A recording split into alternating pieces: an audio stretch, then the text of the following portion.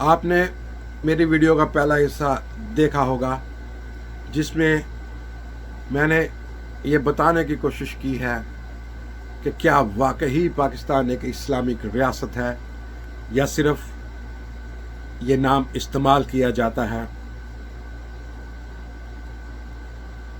और किस तरीके से पाकिस्तान में इंतहा पसंद जो इस्लामिक स्कॉलर्स हैं, सब तो नहीं, कुछ एक ख़ास तबका है,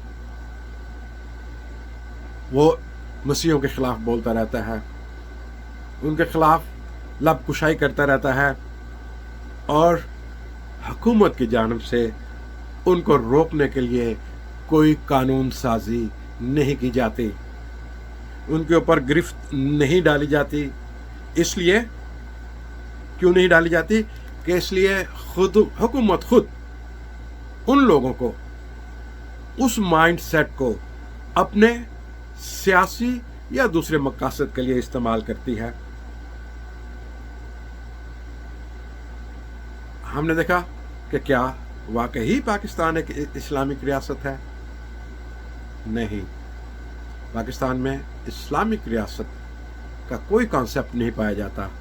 इस्लामिक रियासत की खुसूसियात पाकिस्तान में हैं ही नहीं। सिर्फ नाम रख देने से, इस्लामी जमहूरिया पाकिस्तान नाम रख लेने से इस्लामी हुकूमतें नहीं बन जाती। मैंने अपनी पहली वीडियो में बताया कि इस्लामिक रियासत की क्या खुसूसियात हैं। आइए अब देखें कि पाकिस्तान में किस तरह मसीहों के साथ एक मुहिम शुरू की गई। मैं इसको सिस्टमैटिक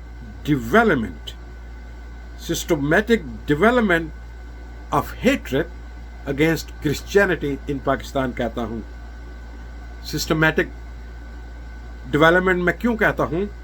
इसलिए कि अगर आप पाकिस्तान में मसीहत या मसीहों के ऊपर मज़ालिम की लिस्ट जो देखें, 1997 में शांति नगर का वाक़या पेश आया, उसके ऊपर कोई कार्रवाई नहीं की गई, मुजरम पकड़े नहीं गए। मुजरम कहाँ पे हैं? 2005 में सांगला हिल का वाक़या पेश आया, मुजरम कहाँ हैं? 206 में लाहौर का वाक़या पेश आया, 211 में शहबाज भट्टी को कत्ल किया गया, 211 में ही गोजरांवाले का वाक़या पेश आया, 212 में मर्दान का वाक़या पेश आया, 212 में ही जोसेफ कॉलोनी का वाक़या पेश आया, 214 में मुल्तान का वाक़या पेश आया, 214 में ही कसूर का वाक़या पेश आया, 216 में लाहौर का वाक़या पेश आया, 223 में जड़ांवाला का वाक़या पेश आया। और फिर इसी के साथ आज देखा कि साहिवाल में एक ख़ानदान के ख़िलाफ़ FIR दर्ज कर दी गई और कुछ लोगों ने डंडों के साथ उस लड़के के वालिद को पीटना शुरू कर दिया, सिर्फ ये कि उसने अपने कंप्यूटर या अपने फ़ोन के ऊपर वो तस्वीर शो की थी जो कि मिलियंस व्यूअर जो देख चुके हैं, उन कागजात को जिनको बेस बना के जड़ांवाला में तौहीन रसालत या तौहीन कुरान मजीद का ये जो खेल रचाया गया। भाई मेरे, मिलियंस लोगों के पास वो कंप्यूटर्स के ऊपर मौजूद है वो कागजात की तस्वीर। आप उन इकट्ठे हो जाएं, सुप्रीम कोर्ट में चले जाएं और कहें कि जिसके पास वो तस्वीर मौजूद है उसके ख़िलाफ़ FIR दर्ज की जाए, चाहे वो पाकिस्तान में है, चाहे वो सऊदी अरेबिया में है, चाहे वो अमेरिका में है, UK में है, सब के ख़िलाफ़ ये मुकदमा दर्ज करा दिया जाए। ये जो वाक़यात मैंने आपको गिनवाए हैं, इन सारे वाक़यात के बावजूद हुकूमत ने क्यों ऐसे इक़दाम नहीं उठाए, क्यों ऐसी कानून साजी नहीं की जिसके वसीला से ये वाक़यात रोके जा सकते थे? अगर हुकूमत ने ऐसा नहीं किया, इसका मतलब ये है कि या तो हुकूमत ने जानबूझ के ऐसा नहीं किया ताकि वो इस वाक़यात को ना कंट्रोल कर सके, अगर उन्होंने जानबूझकर इसकी कानून साजी नहीं की और इन वाक़यात के पीछे जो लोग मतलूब थे उनके खिलाफ क्या कार्रवाई की गई, अगर नहीं की गई तो इसका मतलब है कि this is a systematic persecution of Christians in Pakistan. Pakistan Islamic ideology के लिए एक तजर्बागाह बन के रह चुका है। बहुत से यहाँ पे तजर्बे किए गए इस्लामिक आइडियोलॉजी को लाने के लिए। वो तजर्बे क्या थे? हमारे कायद मोहम्मद अली जिन्ना साहब ने पाकिस्तान में इस्लामिक निज़ाम लाने के लिए एक नज़रिया पेश किया जिसको हम दो कौमी नज़रिया कहते हैं। उन्होंने तो ये कौमी नज़रिया पेश किया, लेकिन जो मुल्क में इस्लामिक जहन रखने वाले लोग थे उन्होंने इसको दो मजहबी नज़रिया बना दिया। कायद आज़म का ये कभी भी मतलब नहीं था कि ये मजहबी नज़रिया बन जाए, मजहबी तफरीक का नज़रिया बन जाए, लेकिन इस नज़रिए को इस्तेमाल किया गया मज़हब के तौर पे। मज़हब सामने रखा गया, कौम को निकाल दिया गया और मज़हब की बुनियाद पर तकसीम किया गया। पाकिस्तान और इंडिया को जोग्राफी लिहाज से तकसीम तो करना था, लेकिन इसमें नफ़रत का अंसर डाल के इस नज़रिए को नफ़रत के तौर पे इस्तेमाल किया गया, जबकि कायद आज़म का ये नज़रिया नफ़रती नज़रिया नहीं था। ये था जिन्ना का इस्लाम। उसके बाद आता है लियाकत अली ख़ान का निज़ाम, और फिर लियाकत अली ख़ान ने एक मसवदा पेश किया जिसको ऑब्जेक्टिव रेजोल्यूशन कहते हैं। अगर आप ऑब्जेक्टिव रेजोल्यूशन को गौर से पढ़ें, दरअसल ऑब्जेक्टिव रेजोल्यूशन वो सर्टिफिकेट है जो पाकिस्तान के रहने वाले मुसलमानों को दिया गया कि ये लें, ये आपका मुस्लिम होने का सरकारी सर्टिफिकेट है। पहले आप मजहबी मुसलमान थे, ऑब्जेक्टिव रेजोल्यूशन पास करने के बाद आप रियासती मुसलमान बन गए हैं। आप को यह सर्टिफिकेट दिया जाता है कि पाकिस्तान का जो मुसलमान है वो अब रियासती मुसलमान है, वो रियासत पाकिस्तान का मुसलमान है। क्योंकि हुकूमत पाकिस्तान को ये एतबार नहीं था कि पाकिस्तान में रहने वाला मुसलमान मजहबी मुसलमान है कि नहीं, तो उन्होंने एक ठप्पा लगाया ऑब्जेक्टिव रेजोल्यूशन के ज़रिए और उसको कॉन्स्टिट्यूशन का हिस्सा बना दिया।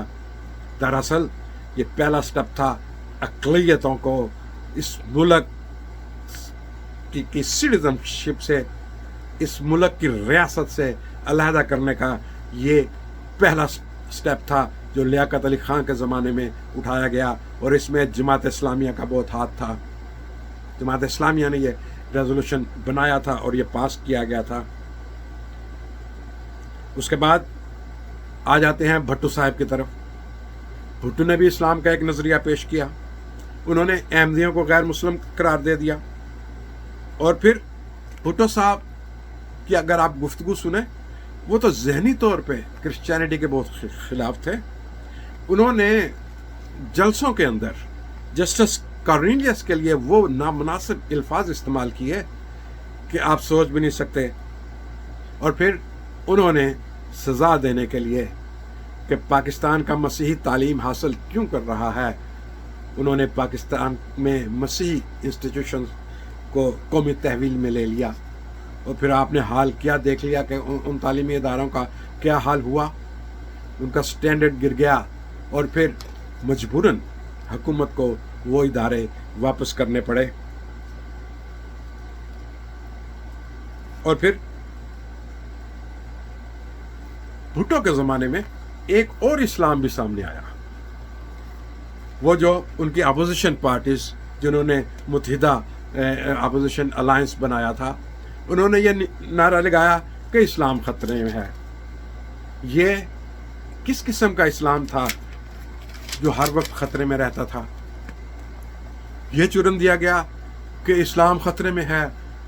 اگر یہ حکومت بن گئی، اگر بھٹو دوبارہ آ گیا، اگر یہ حکومت بن گئی تو اسلام کو خطرہ ہو جائے گا، کہ پاکستان سے اسلام کا نام و نشان ختم ہو جائے گا. وہ خطرے والا اسلام بھی پاکستان میں آیا. خطرے والے اسلام کے بعد ایک بہت بڑا بھونچال آیا پاکستان میں. آپ سوچ نہیں سکتے کہ اس نے پاکستان کی بنیادیں ہلا کے رکھ دیں. پاکستانی کی نسلوں کو اس نے تباہ کر دیا. پاکستان میں دہشت گردی کو فروغ دیا. پاکستان میں جہادی ذہنیت کی بنیاد ڈالی. عسکریت پسندی کی سرپرستی کی. جہادی تنظیموں کی باقاعدہ حکومتی سرپرستی کی گئی. وہ تھا ضیاء کا اسلام، جس کو ضیاءزم کہا جاتا ہے. اور پھر اسی دور میں 295 ABC کو تبدیل کیا گیا. میں آپ کو یہ بتا دوں 295 کا یہ جو شک ہے یہ انگریزوں کے زمانے کی شک تھی، اور انگریزوں نے اپنے کانسٹیٹیوشن میں جو انڈین لاز تھے ان میں یہ شک اس لیے ڈالی تھی کہ اس شک کے تحت وہ مذاہب کو کنٹرول کر سکیں. اور پھر ضیاءزم نے کس طریقے سے شدت پسندی کو فروغ دیا. اور پھر اسی 295C جس کو ہم بلاسفیمی لا کہتے ہیں، اس کے تحت ماب مونٹیلٹی نے فروغ حاصل کیا. بے انتہا مدرسے قائم کیے گئے، ایک نرسری تیار کی گئی، اور پھر اسلامی تعلیمات اسکولوں میں، کالجوں میں، یونیورسٹیوں میں کمپلسری سبجیکٹ بنا دیا گیا. اور یہاں پہ میں آپ کو ایک بہت انتہائی ضروری بات بتانا چاہتا ہوں. وہ یہ ہے کہ مدرسوں میں، یونیورسٹیوں میں، کالجز میں اسلامیات کو کمپلسری مضمون تو بنا دیا گیا، لیکن اسلامک ایتھکس نہیں پڑھائے گئے. آج بھی آپ کتابیں نصاب کی اٹھا کے دیکھ لیں، آپ کو اسلام کی ہسٹری پڑھائی جاتی ہے، آپ کو اسلام کے بنیادی رکن بتائے جاتے ہیں کہ نماز پڑھو، زکوٰۃ دو، یہ کرو، حج کرنے کے لیے جاؤ، لیکن اسلامک ایتھکس کہیں بھی نہیں پڑھائے جاتے. نہ مدرسوں میں پڑھائے جاتے ہیں، نہ یونیورسٹی میں پڑھائے جاتے ہیں.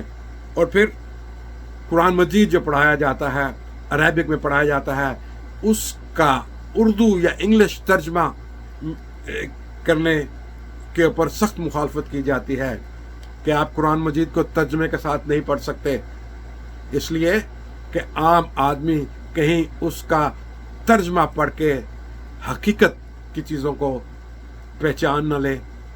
اور یہ جو مولویوں کی دکانداری ہے یہ ختم نہ ہو جائے، اس لیے یہ کہا جاتا ہے کہ قرآن مجید کو جو ہے صرف اور صرف عربک میں پڑھا جائے. اور پھر مجھے یاد ہے کہ میں نے خود انجینئرنگ یونیورسٹی میں اسلامیات کا سبجیکٹ رکھا تھا، اور پھر یہ کہا جاتا ہے کہ اگر کوئی مسلمان کسی اور کتاب کو پڑھے گا تو اس کا ایمان خطرے میں پڑ جائے گا. ہم نے اپنے اسکولوں میں، کرسچن بچوں نے اسکولوں میں اسلامیات پڑھی ہے، کبھی یہ محسوس نہیں ہوا کہ ہماری مسیحیت خطرے میں پڑ گئی. یہ تعلیم دی جاتی ہے کہ آپ نے دوسرے مذہب کا متعلق جاننا بھی نہیں ہے. یہ کہا جاتا ہے کہ وہ کتابیں جو ہیں وہ منسوخ ہو چکی ہیں، ان کتابوں میں رد و بدل کی جا چکی ہے. اور میں یہ ان سے پوچھتا ہوں کہ اگر آپ کے پاس وہ اصلی کتابیں موجود ہیں، ہمارے پاس تو ہیں، ہمارے پاس ثبوت موجود ہیں، میں نے جیسے اپنی پہلی ویڈیو میں کہا تھا ڈاکومنٹس موجود ہیں کہ جو پہلی صدی میں یہ کتابیں لکھی گئی، اناجیل لکھی گئی، جو کہ 500 یا 600 سال پہلے جو توریت لکھی گئی، اور پھر جو توریت کے صحیفے ان کی اوریجنل کاپیاں موجود ہیں، اوریجنل زبانوں میں موجود ہیں. آپ نے اس کے اوپر کبھی خود ریسرچ نہیں کی. آپ سنی سنائی باتیں کہہ کے مسیحیت کے متعلق جو ہے ایک نفرت پھیلانا چاہتے ہیں، انجیل کے متعلق اور پھر مسیحیت کے متعلق، مسیحی لوگوں کے متعلق ایک نفرت پھیلانا چاہتے ہیں کہ جی ان کی انجیل تبدیل ہو گئی، ان کی کتابیں تبدیل ہو گئیں. کیا آپ کچھ ثبوت پیش کرتے ہیں؟ کسی مولوی نے آ کے یہ ثبوت پیش کیا کہ یہ دیکھیں جی یہ تھی اوریجنل انجیل، یہ ان کی تبدیل شدہ انجیل ہے؟ اگر آپ ان کتابوں کے اتنے محافظ ہوتے تو آپ وہ کتابیں پیش کرتے. جس زمانے میں حضور اکرم رہتے تھے عربیہ میں، اس زمانے میں انجیل اور توریت کا تو عربک میں ترجمہ بھی نہیں ہوا تھا. کیسے پتہ چل گیا کہ یہ کتابیں جو ہیں وہ تبدیل ہو گئی ہیں؟ کچھ ثبوت تو پیش کریں. اور پھر انجیل اور زبور کے پڑھنے سے آپ کے ایمان کو خطرہ پڑ جاتا ہے. کیا 1400 سال تک سے اب تک آپ کا ایمان اتنا کمزور ہے کہ 1% مسیحی جو پاکستان میں رہتا ہے ان سے آپ کے ایمان کو خطرہ ہے؟ اس لیے ان کے اوپر مقدمات کی بچاڑ کی جاتی ہے، مقدمے کے پر مقدمہ. یہ جو لسٹ میں نے بتائی ہے یہ تو سیدھا مقدمے ہیں. ہر روز ہم دیکھتے ہیں اخباروں میں مسیحوں کے اوپر کیسے مقدمے کیے جاتے ہیں. مسیحوں کی عورتوں کو، مسیحوں کی بچیوں کو اغوا کیا جاتا ہے، زبردستی کنورشن کی جاتی ہے، ان کی شادیاں کرائی جاتی ہیں، ان کی ایج کا لحاظ بھی نہیں رکھا جاتا، وہ اس قابل بھی نہیں ہوتی کہ اپنا ڈیسیژن خود کر سکیں. لیکن آپ کی عدالتیں مجرموں کو تحفظ دیتی ہیں. بہت سے کیسز جو ہیں ہمارے سامنے موجود ہیں. ہندو اقلیت کا سندھ میں کیا حال کیا جاتا ہے، ان کی بیٹیوں کو اٹھا کے لے لیا جاتا ہے. پھر آپ کہتے ہیں کہ پاکستان ایک اسلام. اور پھر جیسے میں نے پہلے بتایا کہ ہمارے بہت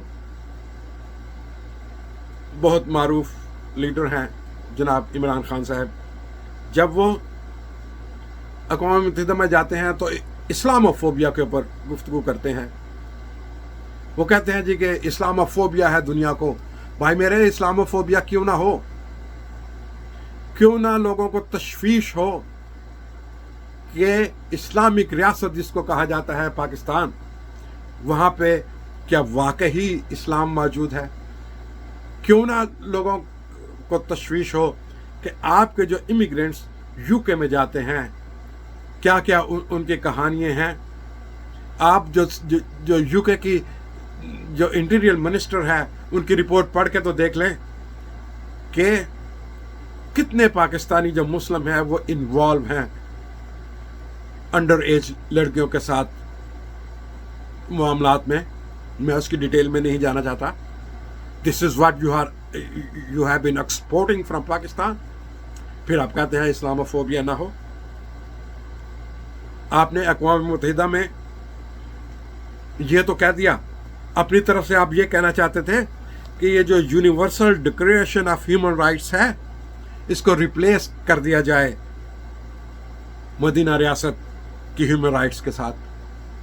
لیکن کیا آپ کے پاس مدینہ ریاست کا کوئی ڈاکومنٹ موجود ہے؟ پاکستان میں وہ امپلیمنٹ کیا گیا، 76 سال ہو گئے پاکستان کو بنے ہوئے. کیا مدینہ ریاست کا کانسیپٹ یہاں پہ لایا گیا؟ یہاں پہ تو حکومتیں ایک دوسرے کے خلاف سیاسی جماعتیں لڑ رہی ہیں. ان کو فراغت کہاں ہے ہیومن رائٹس کی؟ ان کو فراغت کہاں ہے اقلیت کے حقوق کی؟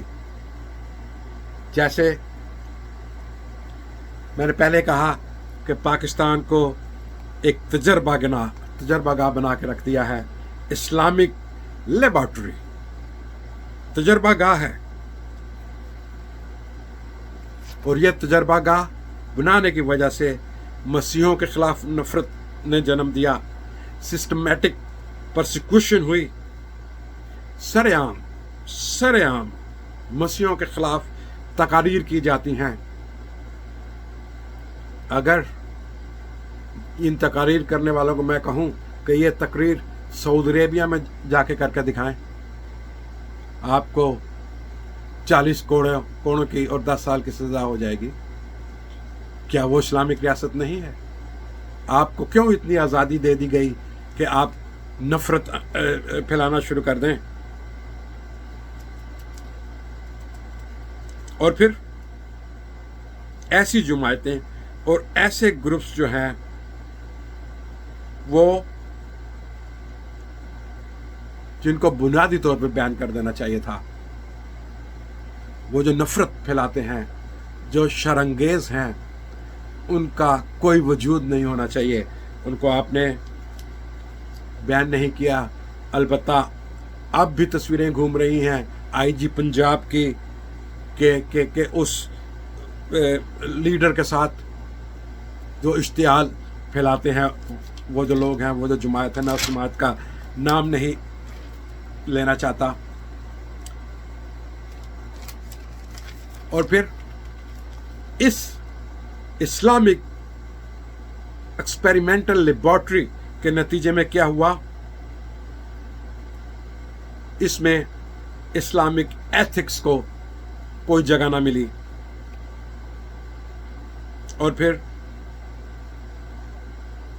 मुजरिमों, वो जो मुजरिम थे, वो जो मसीहों के खिलाफ तकरीरें करते थे, आज भी करते हैं, उनकी हौसला अफजाई की जाती है। उनको उनकी इस जस्तजू को परवान चढ़ाया जाता है। उसकी वजह यह है कि दरअसल ये नज़रिया रखने वाले, ये इस्लामिक नज़रिया रखने वाले लोग जो हैं वो हारे हुए लोग हैं। वो हार चुके हैं। ये जंग दुनिया में कैसे हार चुके हैं, मैं आपको मिसालें देता हूं। आप जंग हार चुके हैं कश्मीर की।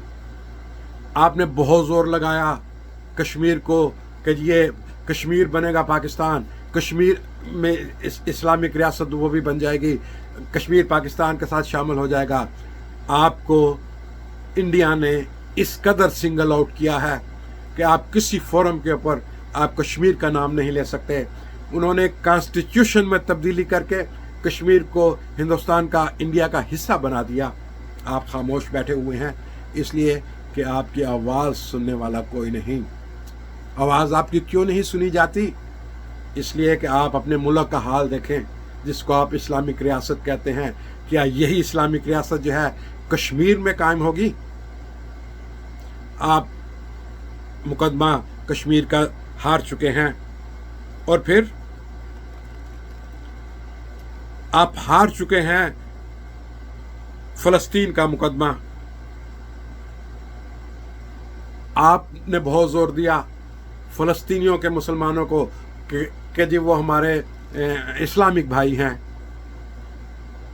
आप लोगों ने वो मुकदमा इस्लामी ममालिक के हाथों हारा है। आज यूएई में इब्राहिमिक फैमिली हाउस तामीर हो चुका है। वहाँ पे यहूदी, वहाँ पे मसीही और वहाँ पे मुस्लिम एक ही अहाते में नमाज अदा कर रहे हैं। आप फ़लस्तीन का मुकदमा हार चुके हैं। आप चीन में युगर के मुसलमानों का मुकदमा नहीं लड़ सकते। वजह यह है कि अगर आप चीन के खिलाफ ये नारा लगाएंगे कि चीन में जिन मिलियंस ऑफ मुसलमानों को कैंपों में कैद किया गया है, आपका सी पैक जो है वो ख़त्म हो जाएगा। आप चीन से दुश्मनी नहीं मोल ले सकते। इन सारी की सारी ये वो वजूहात हैं कि आप अपने इस इस्लामिक नज़रिए को जो पाकिस्तान में शुरू हुआ है, ये लेकर जब चले हैं तो दुनिया के हर कोने में आप अपने मुकदमात हार चुके हैं। अब आपके पास और कोई रास्ता नहीं था।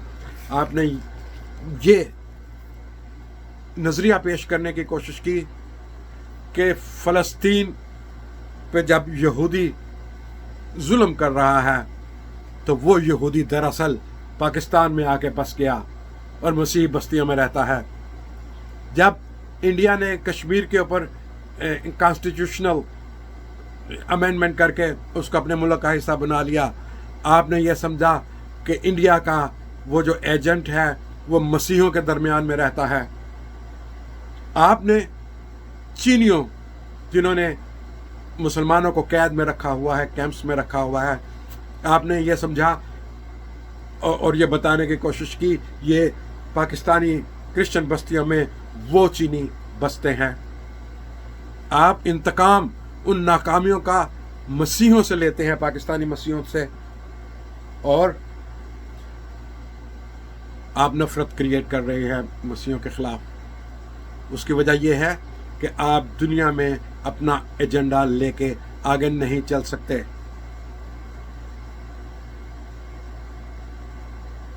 کیا پاکستانی مسیحی وہ یہودی ہیں جنہوں نے فلسطین کے اوپر ظلم کیا؟